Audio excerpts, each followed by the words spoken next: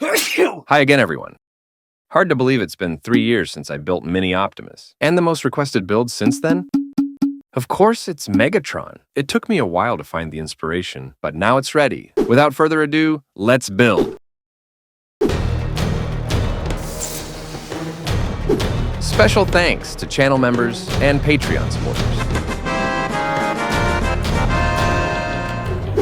Just like the Mini Optimus tutorial, this Mini Megatron doesn't transform. Instead, it comes in 2 builds, Robot Mode and Handgun Mode. Maybe one day I'll have the skills to make a real transformer that can actually transform. But for now, I'm really happy with how this turned out, and I hope you enjoy it too. If you do, thank you, and see you in the next video.